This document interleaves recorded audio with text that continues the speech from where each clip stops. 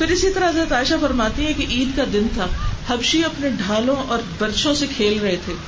میں نے رسول اللہ صلی اللہ علیہ وسلم سے درخواست کی، یا آپ نے خود ہی فرمایا کیا تم کھیل دیکھنا چاہو گی؟ میں نے کہا جی ہاں. آپ نے مجھے اپنے پیچھے کھڑا کیا، میرا گال آپ کے گال پر تھا، یعنی انہوں نے پیچھے سے کندھے پر سر رکھ کر بالکل آپ کے ساتھ اپنا گال رکھا ہوا تھا، اور آپ حبشیوں سے فرما رہے تھے اے بنی ارفدہ اپنا کھیل جاری رکھو. حتیٰ کہ کھیلتے کھیلتے جب میرا جی بھر گیا تو آپ نے پوچھا کافی ہے؟ میں نے عرض کیا جی ہاں. آپ نے فرمایا اچھا اب تم جا سکتی.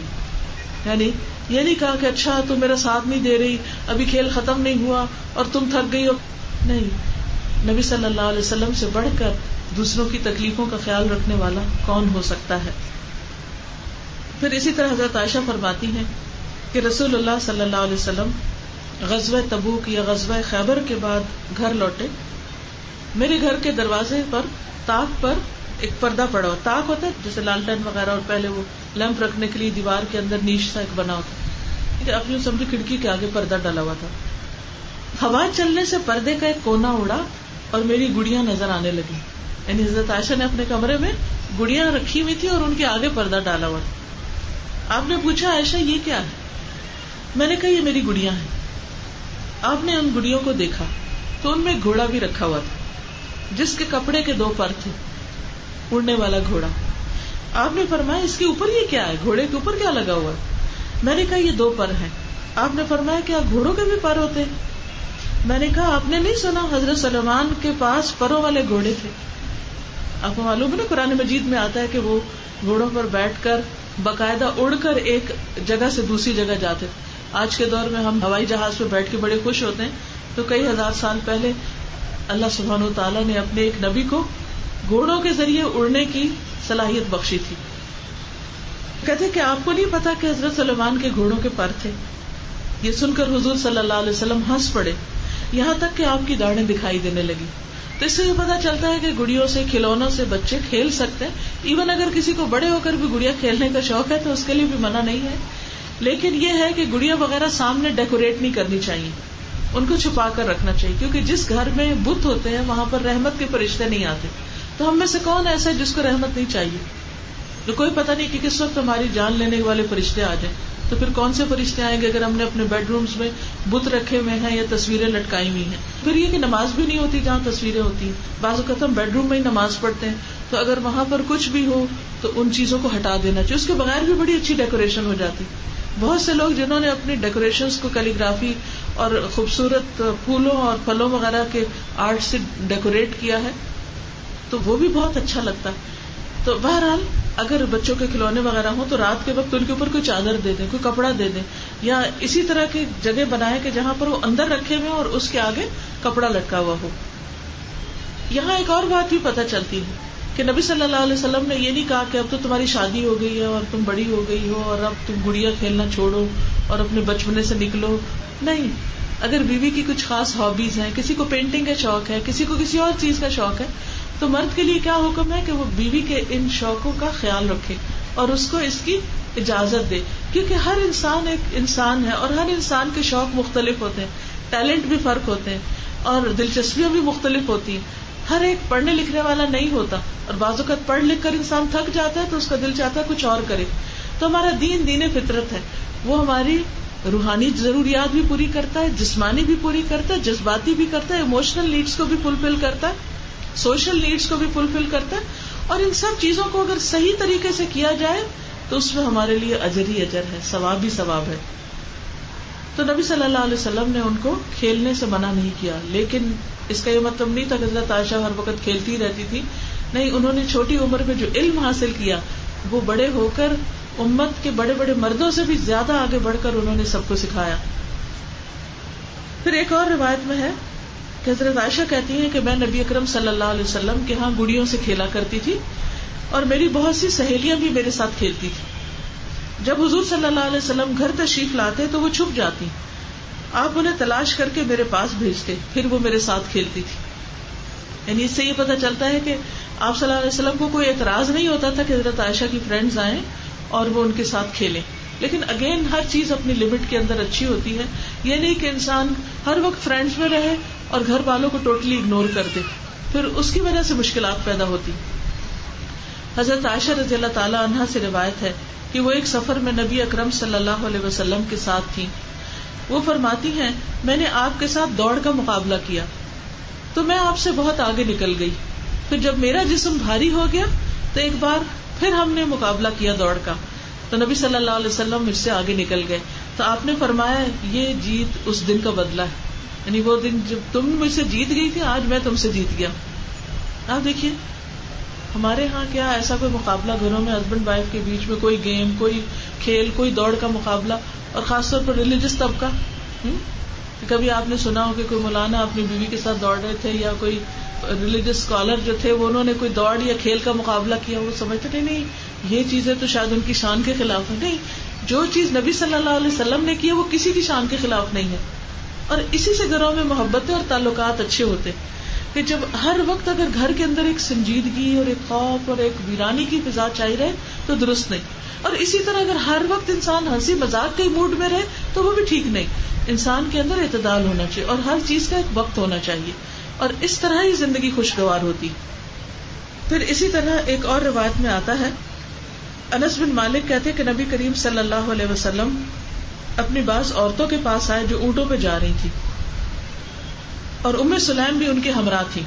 آپ نے فرمایا افسوس اے انجشا، ان شیشوں کو آہستہ لے کر چلو. یعنی وہ اونٹوں کو تیز دوڑا رہے تھے. تو آپ نے کبھی اگر اونٹ کی سواری کی ہو تو بڑی مشکل سواری. اگر کراچی کلفٹن پہ جا کر کبھی آپ اونٹ پہ شوقیہ بھی بیٹھے ہو تو یعنی ہر ایک کو چڑھنے کا تو شوق ہوتا ہے. ایک دفعہ میں چڑھ گئی، میں کو مجھے ابھی اتار دو نیچے، کیونکہ وہ جب چلے تو وہ اتنے زور زور کے دھکے لگے، سو انکمفرٹیبل کہ میں نے کہا بس میرا شوق پورا ہو گیا. تو میں یہ سوچتی ہوں کہ اس زمانے میں بعض اگر مکہ سے مدینہ تک لوگ اونٹوں پر بیٹھ کے جاتے کیا حال ہو جاتا ہوگا، کس قدر تھکاوٹ ہوتی ہوگی. تو یہاں پر آپ صلی اللہ علیہ وسلم نے دیکھا کہ انجشا جو اونٹوں کو چلا رہا ہے وہ تیز چلا رہا ہے اور اوپر عورتیں بیٹھی ہوئی ہیں. تو آپ نے فرمایا آہستہ آہستہ رفقاً بالقواریر، ان آئینوں کے ساتھ، ان آبگینوں کے ساتھ نرمی برتو، ان کو توڑو مت، یعنی سختی کا سلوک نہ کرو. ایون یعنی کہ ڈرائیونگ میں یا کسی بھی چیز میں، کیونکہ عورت کی کنڈیشنز فرق ہوتی، ویسے بھی نرم و نازک ہوتی ہے، تو اس لیے ان چیزوں تک آپ کی نظر ہوتی تھی. اب دیکھیے کہ ہم عام طور پر اگر کسی کو تکلیف ہو رہی ہو تو ہمیں خیال نہیں ہوتا کہ یہ کہاں بیٹھا ہے، کیسے کھڑا ہے، کیا ہمیں اس کا خیال کرنا ہے. لیکن نبی صلی اللہ علیہ وسلم ہر معاملے میں اتنی گہرائی سے دیکھتے تھے کہ آپ کو دوسروں کے دکھ درد، اس کی تکلیف اور پریشانی کا پورا احساس ہو جاتا. اور اسی کو کیئر کرنا کہتے ہیں کہ دوسرے کے بتائے بغیر اس کی تکلیف کا احساس کر لینا. پھر انس بن مالک سے روایت ہے کہ وہ اور ابو طلحہ نبی کریم صلی اللہ علیہ وسلم کے ساتھ روانہ ہوئے. ام المومنین حضرت صفیہ نبی صلی اللہ علیہ وسلم کے ساتھ سواری پر آپ کے پیچھے بیٹھی ہوئی تھی. راستے میں ایک جگہ اونٹنی کا پاؤں پھسلا اور نبی صلی اللہ علیہ وسلم اور حضرت صفیہ دونوں نیچے گر گئے.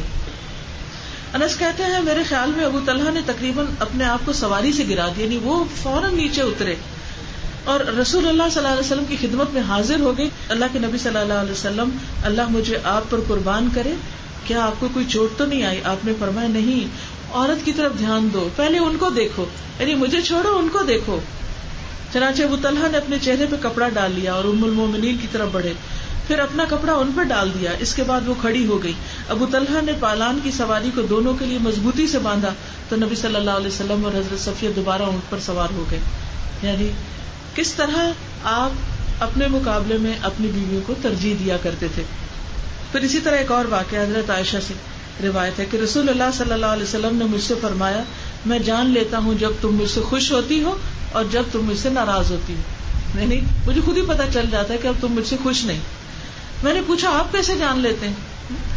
آپ نے فرمایا جب تم مجھ سے خوش ہوتی ہو تو کہتی ہو محمد کے رب کی قسم، اور جب مجھ سے ناراض ہوتی ہو تو کہتی ہو ابراہیم علیہ السلام کے رب کی قسم، پھر تم میرا نام نہیں لیتی. حضرت عائشہ کہتی میں نے کہا بے شک آپ سچ کہتے ہیں، اللہ کی قسم ہے اللہ کے رسول صلی اللہ علیہ وسلم غصے میں صرف زبان سے آپ کا نام نہیں لیتی، دل میں تو محبت ہوتی. تو اس سے یہ پتا چلتا ہے کہ ہسبینڈ وائف کے درمیان محبت تو ہوتی ہے لیکن چھوٹی موٹی ایک دوسرے سے ناچاکی، چھوٹی چھوٹی ایک دوسرے کے ساتھ چڑچڑا پن یا کوئی ناراضگی کی بات کرنا یا تھوڑی دیر کے لیے موڈ آف کر لیں، اٹس ویری نیچرل، لیکن اس کو پرولونگ نہیں کرنا چاہیے، دلوں میں بغض نہیں ہونا چاہیے. The most important thing is کہ دل صاف ہونے چاہیے, ایک دوسرے پر ٹرسٹ ہونا چاہیے, ایک دوسرے کے لیے اچھے جذبات ہونے چاہیے, اور ایک دوسرے کو معاف کرتے رہنا چاہیے, کیونکہ جو لوگ معاف کرتے رہتے ہیں ان کے تعلقات پھر سے ٹھیک ہو جاتے ہیں, اور جو معاف نہیں کرتے, انتقام کی آگ اپنے دل میں رکھتے ہیں, وہ کبھی بھی خوش نہیں رہ سکتے. حضرت عائشہ سے روایت فرماتی ہے کہ ایک رات میں نے رسول اللہ صلی اللہ علیہ وسلم کو اپنے پاس نہ پایا, تو میں سمجھی شاید آپ کسی اور بیوی کے پاس چلے گئے. میں نے آپ کو تلاش کیا, واپس لوٹی تو آپ رکوع یا سجدے میں تھے اور فرما رہے تھے سبحانک و بحمدک لا الہ الا انت. میں نے کہا میرے ماں باپ آپ پہ قربان, میں کسی اور خیال میں تھی اور آپ کسی اور حال میں. یعنی مجھے فوراً بدگمانی ہوئی کہ آپ پتہ نہیں کہاں چلے گئے ہیں اور آپ اپنے رب کے حضور سجدہ کر رہے ہیں. تو عموماً ایسے بھی ہوتا ہے کہ ایک شخص ہمارے ہی کام سے کہیں گیا ہوتا ہے اور ہمارے دل میں شیطان وسوسے ڈالنے لگتا ہے, اب کوئی کام خراب ہے, اب ایسا ہو گیا ویسا. تو ان چیزوں سے بھی پرہیز کرنا چاہیے, صرف ون سائیڈڈ سٹوریز پر یقین نہیں کرنا چاہیے. پھر اسی طرح ایک اور واقعہ ملتا ہے کہ حضور صلی اللہ علیہ وسلم ایک دفعہ اللہ تعالیٰ نے ان کو حکم دیا کہ وہ بقیع والوں کے لیے جا کے دعا کریں. حضرت عائشہ سو رہی تھی, لیکن سو نہیں رہی تھی, تھوڑی تھوڑی جاگ رہی تھی. تو آپ اپنے بستر سے چپکے سے اٹھے تاکہ وہ ڈسٹرب نہ ہو, چپکے سے اپنا جوتا پہنا, چپکے سے دروازہ کھولا اور چلے گئے, اور جا کر بقیع والوں کے لیے رات کے وقت دعائیں کرنے لگی, قبرستان میں جا کر. حضرت عائشہ نے دیکھا کہ حضور صلی اللہ علیہ وسلم کہیں چلے گئے, ان کو لگ گئی فکر, وہ بھی چپ کے پیچھے چلی گئی, اور جا کر دیکھا تو حضور صلی اللہ علیہ وسلم دعائیں مانگ رہے ہیں. تو فوراً واپس آ گئی. جب واپس آئی تیز تیز دوڑ کر, تو حضور صلی اللہ علیہ وسلم بھی پیچھے آ گئے. تو ان کا سانس اکھڑا ہوا تھا. تو آپ نے فرمایا کہ کیا تم سمجھتی تھی کہ اللہ اور اس کا رسول تم پہ ظلم کرے گا؟ یعنی میں تمہارا حق ماروں گا, تمہاری باری کسی اور کو دے دوں گا؟ حضرت عائشہ نے فرمایا جو کچھ لوگ چھپاتے ہیں اللہ اس کو جانتا ہے. آپ نے فرمایا ہاں اللہ اس کو جانتا ہے. پھر اسی طرح حضرت ام سلمہ سے روایت ہے کہ وہ رسول اللہ صلی اللہ علیہ وسلم اور ان کے ساتھیوں کے لیے ایک پیالے میں کھانا لے کر آئیں. حضرت عائشہ چادر لے کے لیٹی ہوئی تھی, نبی صلی اللہ علیہ وسلم ان کے گھر میں تھے. پیالہ پتھر کا تھا. ام سلمہ بہت اچھی کوک تھی. تو جب انہوں نے دیکھا کہ حضرت ام سلمہ وہ کچھ پکا کے نہیں, ان کو اتنا غصہ, انہوں نے پیالہ کو ہاتھ مارا اور پیالہ توڑ دیا. رسول اللہ صلی اللہ علیہ وسلم نے ٹکڑوں کو جوڑ کر فرمایا تمہاری ماں حسد کا شکار ہو گئی. 2 بار یہ فرمایا. پھر رسول اللہ صلی اللہ علیہ وسلم نے سیدہ عائشہ کا ثابت پیالہ ام سلمہ کو دے دیا, اور ام سلمہ کا ٹوٹا ہوا پیالہ حضرت عائشہ کو دے دیا کہ تم نے اس کا توڑا تھا تو اس کا صحیح سالم برتن اس کے بدلے میں واپس کرو. تو اس سے یہ پتا چلتا ہے کہ وہ اللہ کے رسول صلی اللہ علیہ وسلم کے گھر میں تھی, اس کے باوجود انسانی جذبات اور کیفیات ان کے ساتھ تھی. تو ہم ان سے خالی نہیں ہو سکتے. یہ چیزیں زندگی کا حصہ ہے, لیکن ان کو ایشو نہیں بنا لینا چاہیے. یہ سب کچھ ہوتا ہے, ہر گھر میں ہوتا ہے. اگر اللہ کے رسول صلی اللہ علیہ وسلم کے گھر میں ہو رہا ہے, حضرت عائشہ برتن گرا کے توڑ دیتی ہیں, تو پھر کس گھر میں نہیں ہو سکتا؟ ہر گھر میں کچھ نہ کچھ ایسے غصے نکلتے ہیں. کوئی دروازے بینگ کرتا ہے, کوئی جوتے پٹکاتا ہے, کوئی برتن توڑ دیتا ہے, کبھی کچھ ہوتا ہے. یہ سب کچھ ہوتا ہے, اینڈ اٹس ویری نارمل. اس پر زیادہ پریشان نہیں ہونا چاہیے. ہاں یہ الگ بات ہے کہ کوئی بہت ہی ایکسٹرا آرڈنری نقصان ہر روز کرنے لگے تو اور بات ہے, لیکن اس طرح کے نقصانوں پر بھی ایک دوسرے کو معاف کر دینا چاہیے, چھوڑ دینا چاہیے, اگنور کر دینا چاہیے, اور سمجھنا چاہیے کہ دوسرا شخص اس وقت اسٹریس میں ہے اور میرا فرض بنتا ہے کہ اس کے اسٹریس کو ختم کروں. پھر اسی طرح حضرت انس سے روایت ہے کہ حضرت صفیہ کو خبر پہنچی کہ کسی دوسری زوجہ محترمہ نے انہیں یہودی کی بیٹی کہا ہے. تو اس پر حضرت صفیہ رونے لگ گئی, مجھے ایسے کہا, مجھے گالی دی ہے ایک طرح سے. حضور صلی اللہ علیہ وسلم تشریف لائے تو وہ رو رہی تھی. آپ نے پوچھا کیوں رو رہی؟ انہوں نے کہا کہ حفصہ نے مجھے یہودی کی بیٹی کہا ہے. آپ نے فرمایا تم نبی کی بیٹی ہو اور تمہارا چچا بھی نبی ہے اور تم نبی کے نکاح میں ہو. یعنی مطلب یہ ہے کہ تم حضرت موسیٰ اور حضرت ہارون کی اولاد میں سے ہو اور میرے نکاح میں ہو, تو پھر وہ تم پر کس بات پہ فخر کرتی؟ یعنی اس کا تو نہ باپ نبی ہے اور نہ ہی چچا اور نہ کوئی اور. پھر فرمایا اے حفصہ اللہ سے ڈرو, اور صلح کرا دی, بات ختم ہو گئی. پھر اسی طرح حضرت عائشہ فرماتی ہے کہ حضور صلی اللہ علیہ وسلم جب بھی حضرت خدیجہ کا ذکر کرتے تو بہت زیادہ ان کی تعریف کرتے, ان کی بہت خوبیاں بیان کرتے. وہ کہتی ہیں ایک دن مجھے بڑی غیرت آئی، یعنی کہ مجھے وہ تعریف اچھی نہیں لگتی تھی، تو ایک دن میرے دل کو بہت تکلیف ہوئی. میں نے کہا آپ اکثر و بیشتر ایک سرخ مسوڑوں والی عورت کا بہت ذکر کرتے ہیں، یعنی وہ بوڑھی تھی نا اس لیے، حالانکہ اللہ نے آپ کو اس سے بہتر بیوی دی ہے. آپ نے فرمایا اللہ نے مجھے اس سے بہتر بیوی نہیں دی، وہ مجھ پر اس وقت ایمان لائی جب سب لوگوں نے میرا انکار کیا، اس نے اس وقت میری تصدیق کی جب لوگوں نے مجھے جھٹلایا، اس نے اپنے مال و دولت سے میری مدد کی جب دوسروں نے مجھے محروم کر دیا، اور اللہ تعالیٰ نے اس سے مجھے اولاد سے بھی نوازا جبکہ دوسری بیویوں سے اولاد نہیں ہوئی. یعنی آپ صلی اللہ علیہ وسلم نے جو محبت حضرت خدیجہ کے لیے تھی اس کو کھل کے بیان کر دیا، یعنی درست اور صحیح بات کر دی.